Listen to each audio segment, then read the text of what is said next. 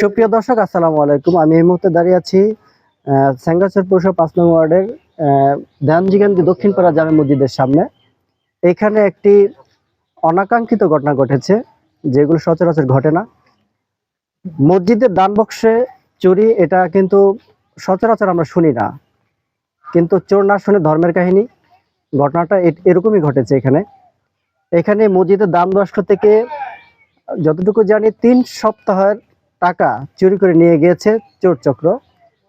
জানা গেছে যে এখানে মতলব উত্তরে ১৭ই চৈত্র যে বৈশাখী ল্যাংটার মেলা বসে, ওই ল্যাংটার মেলার রাত্রিকালীন সময় এখানে প্রচুর গাড়ি যাতায়াত করে, ল্যাংটার মেলায় আসা যাওয়া করে।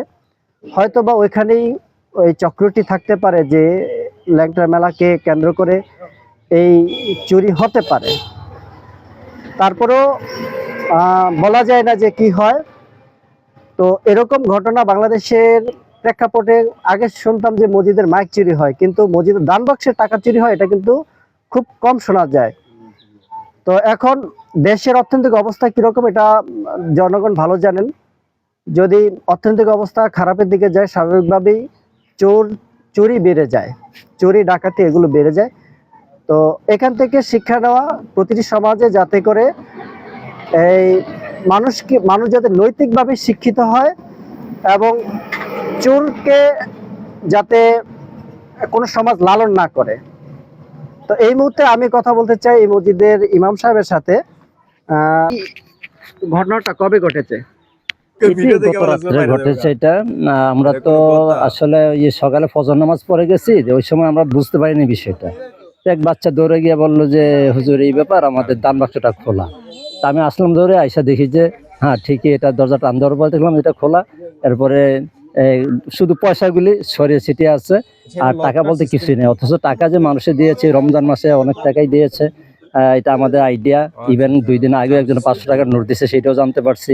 গতকাল আমার সামনে একটা ছোট বাচ্চা গাড়ি থামে 10 টাকার নোটটা দিয়ে গেছে, যেহেতু রাস্তার পাশে। আর দ্বিতীয়ত কথা হচ্ছে যে শুক্রবার যে টাকাগুলি উঠে, ওই টাকাগুলি আমরা এই বক্সের মধ্যে রেখে দিই। আমরা কিন্তু অন্য কোথাও ক্যাশে এটা জমা করি না। সুতরাং এখানে মোটামুটি ভালো অঙ্কের একটা টাকা থাকার সম্ভাবনা, এটা আমরা মনে করছি আর কি। আচ্ছা, এই যে চুরি হচ্ছে, এটা কি বর্তমানে নৈতিক সমস্যার অবক্ষয়, নাকি আমাদের নৈতিক যে নিয়ম নীতি আছে, সমাজের ধর্মীয় যে নিয়ম নীতি আছে, এগুলোকে মানা হয় না বিদায় এই ঘটনা ঘটতে পারে বলে মনে হয়? আপনার কি মতামত?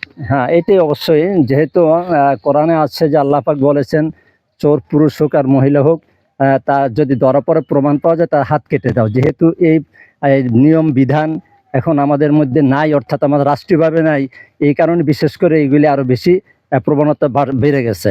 সুতরাং আমি মনে করি যে এরকম চোরের শাসন হয়, অন্যান্য অপরাধের শাসন হয়, তাহলে আশা করি যে এগুলি আস্তে আস্তে দমন হয়ে যাবে, কমে যাবে ইনশাল্লাহ, তাই মনে করি। ধন্যবাদ। হুজুর বলছে যে দেশে যদি আইনের শাসন প্রতিষ্ঠিত হয়, তাহলে এই চুরি ডাকাতি বা সমাজের সামাজিক অবক্ষয় আছে, এগুলো দূর হয়ে যাবে।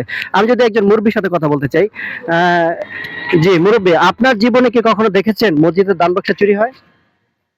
মসজিদের দান বাক্স চুরি এর আগে একবার হয়েছে, ইয়ার মসজিদের ভিতরে গিয়া এরকম একটা বাক্স আছিল।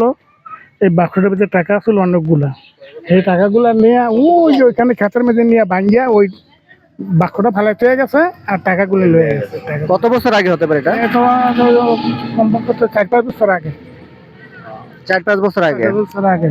জি, শুনতে পারলেন যে আসলে মসজিদেও টাকা চুরি হয়, বা বিভিন্ন ধর্মীয় প্রতিষ্ঠানেও টাকা চুরি হয়, বা দান বক্সের থেকে টাকা চুরি হয়।